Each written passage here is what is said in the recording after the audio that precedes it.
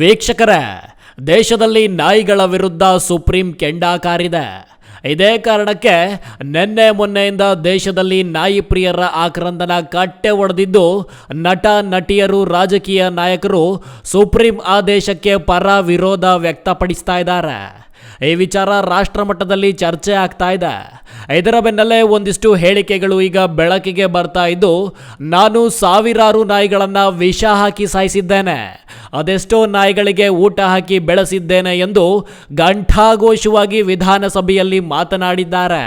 ಆದರೆ ಈ supreme court ಆದೇಶಕ್ಕೆ ಕಾರಣವಾಗಿದ್ದು ಆ ಒಂದು ಹೆಣ್ಣು ಮಗಳ ಆಕ್ರಂದನ ಅಂದರೆ ತಪ್ಪಾಗೋದಿಲ್ಲ. ಹೌದು, ಹಾಗಿದ್ರೆ ಆ ಹೆಣ್ಣು ಮಗಳ ನರಕ ಯಾತನೆ ಸುಪ್ರೀಂ ಕದಾ ತಟ್ಟಿದ್ದು ಹೇಗೆ? ಆ ಒಂದು ಕೂಗು ಸುಪ್ರೀಂನ ಕರಳು ಕಿವುಚುವಂತೆ ಮಾಡ್ತಾ ಸದನದಲ್ಲಿ ನಮ್ಮ ರಾಜಕಾರಣಿಗಳು ಹೇಳಿದ್ದಾದ್ರೂ ಏನೂ ಅರಿಯದ ಮೂಕ ನಿಯತ್ತಿನ ಪ್ರಾಣಿಗಳ ಘನಘೋರ ಪರಿಸ್ಥಿತಿ ಏನಾಗಲಿದೆ? ಸುಪ್ರೀಂ ಅಂಗಳದಲ್ಲಿ ನಡೆದ ವಾದ ವಿವಾದ ಹೇಗಿತ್ತು ಅನ್ನೋದನ್ನ ತಿಳಿಯಬೇಕಾ? ಹಾಗಿದ್ರೆ ಈ ವಿಡಿಯೋ ಕೊನೆಯವರೆಗೂ ನೋಡಿ. ಇಲ್ಲಿ ಸುಪ್ರೀಂ ಕೋರ್ಟ್ ದೆಹಲಿಯ NCR ಪ್ರದೇಶದ ಎಲ್ಲ ನಾಗರಿಕ ಸಂಸ್ಥೆಗಳು ಕೇವಲ 8 ವಾರದೊಳಗೆ ಪ್ರತಿಯೊಂದು ಬೀದಿ ನಾಯಿಯನ್ನು ಒಟ್ಟುಗೂಡಿಸಿ ಗೊತ್ತುಪಡಿಸಿದ ನಾಯಿಗಳ ಆಶ್ರಯ ತಾಣಗಳಿಗೆ ಸ್ಥಳಾಂತರಿಸಬೇಕು ಎಂದು ನಿರ್ದೇಶಿಸಿದೆ. ಇನ್ನು ದೆಹಲಿಯಲ್ಲಿ ನಾಯಿ ಕಡಿತದಿಂದ ರೇಬಿಸ್ಗೆ ಬಲಿಯಾದ 6 ವರ್ಷದ ಬಾಲಕಿ ಛಾವಿ ಶರ್ಮಾ ಸಾವನ್ನಪ್ಪಿದ ದುರಂತ ಘಟನೆಯ ಬಳಿಕ ಸುಪ್ರೀಂ ಕೋರ್ಟ್ ಸ್ವಯಂ ಪ್ರೇರಿತವಾಗಿ ಈ ಪ್ರಕರಣ ವಿಚಾರಣೆ ನಡೆಸಿ ನಿರ್ಧಾರ ತೆಗೆದುಕೊಂಡಿದೆ. ವೀಕ್ಷಕರೇ, ಅವತ್ತು ಆಗಸ್ಟ್ 11 ಸುಪ್ರೀಂ ಕೋರ್ಟ್ ನ್ಯಾಯಮೂರ್ತಿಗಳಾದ JB ಪಾದ್ರಿವಾಲಾ ಮತ್ತು R ಮಹಾದೇವನ್ ಅವರನ್ನೊಳಗೊಂಡ 2 ನ್ಯಾಯಾಧೀಶ ಪೀಠ ಬೀದಿ ನಾಯಿಗಳಿಂದ ಹೆಚ್ಚುತ್ತಿರುವ ಬೆದರಿಕೆಯನ್ನು ಕಠಿಣ ಪರಿಸ್ಥಿತಿ ಎಂದು ಟೀಕೆ ಮಾಡಿತು. ನಾವು ಇದನ್ನ ನಮಗಾಗ ಮಾಡ್ತಾ ಇಲ್ಲ, ಯಾರಾದರೂ ಅಷ್ಟೇ ಯಾವುದೇ ಭಾವನೆಗಳನ್ನು ಇಟ್ಟುಕೊಂಡು ಮಧ್ಯ ಪ್ರವೇಶಿಸಬಾರದು ಎಂದು ನ್ಯಾಯಪೀಠವು ಆದೇಶಿಸಿತ್ತು. ಪ್ರಾಣಿ ಹಕ್ಕುಗಳ ಕಾರ್ಯಕರ್ತರು ಯಾವುದೇ ಆಕ್ಷೇಪಣೆಗಳನ್ನು ತೆಗೆದುಕೊಳ್ಳಬಾರದು. ಆ ಪ್ರಕ್ರಿಯೆಗೆ ಅಡ್ಡಪಡಿಸಿದವರ ವಿರುದ್ಧ ನ್ಯಾಯಾಂಗ ನಿಂದನೆ ಕ್ರಮ ಕೈಗೊಳ್ಳುವುದಾಗಿ ಆದೇಶ ಹೊರಡಿಸೇ ಬಿಟ್ಟಿತ್ತು. ಇಲ್ಲಿ ಭಾರತದಂತಹ ಸಂವಿಧಾನಿಕ ದೇಶದಲ್ಲಿ ಸುಪ್ರೀಂ ಹೊರಡಿಸಿದ ಆದೇಶವನ್ನ ಚಾಚೂ ತಪ್ಪದೆ ಪಾಲಿಸಲೇಬೇಕು.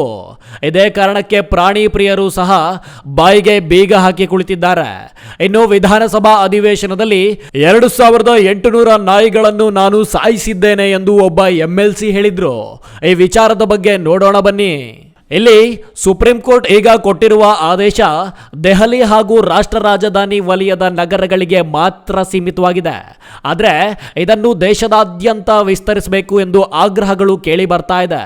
ಇನ್ನು ನಮ್ಮ ಕರ್ನಾಟಕದಲ್ಲೂ ಬೀದಿ ನಾಯಿಗಳನ್ನು ಹಿಡಿದು ಡಾಗ್ ಶೆಲ್ಟರ್ಗಳಿಗೆ ಹಾಕಬೇಕೆಂಬ ಒತ್ತಾಯ ಹೆಚ್ಚಾಗ್ತಾ ಇದೆ. ಇನ್ನು ಈ ಸಂಬಂಧ ಅಧಿವೇಶನದಲ್ಲೂ ಪ್ರತಿಧ್ವನಿಸಿದ್ದು ನಾಯಿಗಳ ನಿಯಂತ್ರಣ ಸಂಬಂಧ ಸುಪ್ರೀಂ ಕೋರ್ಟ್ ನೀಡಿರುವ ಆದೇಶದ ಬಗ್ಗೆ ಚರ್ಚೆಯಾಗ್ತಾ ಇದೆ.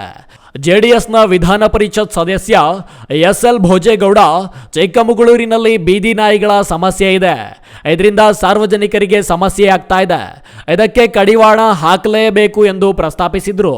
ಬಳಿಕ ನಡೆದ ಪರ ವಿರೋಧದ ಚರ್ಚೆ ವೇಳೆ ಗಂಭೀರಗೊಂಡ ಭೋಜೇಗೌಡ, ನಾಯಿಗಳ ಸ್ಥಿತಿ ಈಗ ಸಂಪೂರ್ಣ ಬದಲಾಗಿದೆ, ಹಿಂದಿನ ಆದೇಶವನ್ನು ಬದಲಿಸಿ ಸುಪ್ರೀಂ ಕೋರ್ಟ್ಗೆ ಸಲ್ಲಿಸಿ ನಾಯಿಗಳಿಂದ ಶಾಲಾ ಮಕ್ಕಳಿಗೆ ಜನಸಾಮಾನ್ಯರಿಗೆ ಮುಕ್ತಿ ನೀಡಿ ಎಂದಿದ್ರು. ಇನ್ನು ಮಾತು ಮುಂದುವರೆಸಿದ ಭೋಜೇಗೌಡರು, ನಾನು ಚಿಕ್ಕಮಗಳೂರು ನಗರಸಭಾ ಅಧ್ಯಕ್ಷನಾಗಿದ್ದಾಗ ಬರೋಬ್ಬರಿ 2800 ಬೀದಿ ನಾಯಿಗಳಿಗೆ ಔಷಧಿ ಹಾಕಿ ಸಾಯಿಸಿದ್ದೇನೆ, ಬಳಿಕ ಅವುಗಳನ್ನು ತೆಂಗಿನ ಮರದ ಬುಡದಲ್ಲಿ ಹೂತು ಹಾಕಿದ್ದೆ ಎಂದಿದ್ರು. ದಯಮಾಡಿ ಬಿಟ್ಟು ನೀವು ಗೌರ್ಮೆಂಟ್ ಇಂದ ಡಿಸಿಷನ್ ತಾಳಿ ಸುಪ್ರೀಂ ಕೋರ್ಟ್ ಅಲ್ಲಿ ಒಂದು ಪಿಟಿಷನ್ ಹಾಕಿ ನೋಡೋಣ. ಕರ್ನಾಟಕ ಸರ್ಕಾರದ ಫಸ್ಟ್ ಟೈಮ್ ಇದು ಎಂಟೈರ್ ಬಂದು ಇಡೀ ಇಂಡಿಯಾ ದೇಶದಲ್ಲಿ ಕರ್ನಾಟಕ ಸರ್ಕಾರ ಇಂಥ ಒಂದು ಮೂವ್ಮೆಂಟ್ ಅನ್ನ ಸುಪ್ರೀಂ ಕೋರ್ಟಿಗೆ ಕೇಳಿದೆ ಅಂತೇಳಿ ಒಂದು ದೊಡ್ಡ ಹೆಸರು ಬರಲಿ. ನೋಡೋಣ ಸುಪ್ರೀಂ ಕೋರ್ಟ್ ಜಡ್ಜಿಗಳು ಏನು ಮಾಡ್ತಾರೆ ನೋಡೋಣ. ಅವ್ರ ಮಕ್ಕಳಿಗೆ ಆದ್ರೆ ತೊಂದರೆ ಆದರೆ ನಮ್ಮ ಮಕ್ಕಳಿಗೆ ತೊಂದರೆ ಆದರೆ ಸುಪ್ರೀಂ ಕೋರ್ಟ್ ಜಡ್ಜಿ ಮಕ್ಕಳಿಗೆ ತೊಂದರೆ ಇದು ಒಂದು ಡಿಸಿಷನ್ ತಾಗ್ತಿರಲ್ವ ನೀವು? ನಾನು ಅಧ್ಯಕ್ಷ ಆಗಿದ್ದೆ ಸ್ವಾಮಿ, ಮುನ್ಸಿಪಲ್ ಅಧ್ಯಕ್ಷ ಆದನು. ನನ್ನ 2800 ನಾಯಿಯನ್ನು ಇದು ಮಾಂಸ ಕೊಟ್ಟು ಇದು ಹಾಕೋ ಮುಖಾಂತರ ಅವ್ರು ಸಾಯಿಸಿ ತೆಂಗಿ ಮರಕ್ಕೆಲ್ಲ ಉಣಿಸಿದ್ದೆ ನಾನು ಒಂದು ಕಾಲದಲ್ಲಿ. ಆಯ್ತು, ಒಂದ್ಸರಿ ಜೈಲಿಗೆ ಹೋಗಲ್ರಿ ಈ ಮಕ್ಕಳಿಗೋಸ್ಕರ, ಅದಕ್ಕೂ ಹೋಗ್ಬಿಡೋಣ, ನೋಡೋಣ ಏನಾಗ್ತದೆ ನೋಡೋಣ. ದಯಮಾಡಿ ಅಧ್ಯಕ್ಷರೇ, ಭಾಳ ಗಂಭೀರವಾಗಿರ್ತಕ್ಕಂಥ ವಿಚಾರ. ನಮ್ಮ ಸ್ಟೇಟ್ ಗೌರ್ಮೆಂಟೇ ಇಂಡಿಯಾ ದೇಶದಲ್ಲಿ ಫಸ್ಟ್ ಮೂವ್ಮೆಂಟ್ ಮಾಡಿ ಸುಪ್ರೀಂ ಕೋರ್ಟ್ ಕ್ವಶನ್ ಮಾಡಿ ದಯಮಾಡಿ ಪ್ಲೀಸ್. ಒಟ್ಟಾರೆ ದೇಶದಲ್ಲಿ ಹೆಚ್ಚುತ್ತಿರುವ ನಾಯಿ ಕಡಿತ ಪ್ರಕರಣಗಳಿಗೆ ಸುಪ್ರೀಂ ಪುಷ್ಟಿ ನೀಡಿದಂತಾಗಿದೆ. ಉತ್ತರದ ದೆಹಲಿಯಲ್ಲಾದ ಹಾಗೆ ಕರ್ನಾಟಕದಲ್ಲೂ ಕಾನೂನು ಜಾರಿ ಮಾಡ್ತಾರಾ? ಮೂಕ ಪ್ರಾಣಿಗಳ ಮೂಕರೋಧನೆ ಪ್ರಾಣಿದಯಾ ಸಂಘಕ್ಕೂ ಕೇಳಿಸ್ತಾ ಇದೆಯಾ? MLC ಭೋಜೇಗೌಡರು ಮಾಡಿದ್ದು ಸರಿನಾ ಅನ್ನೋ ಪ್ರಶ್ನೆಗಳು ಇಲ್ಲಿ ಹುಟ್ಟುಕೊಳ್ಳುತ್ತೆ. ಒಟ್ಟಾರೆ ಹರಿಯೋ ನೀರಿಗೆ ದೊಣ್ಣೆ ನಾಯಕನ ಅಪ್ಪಣೆ ಪಡೆಯಬೇಕು ಎನ್ನುವಂತಾಗಿದೆ ಬೀದಿ ನಾಯಿಗಳ ಪರಿಸ್ಥಿತಿ.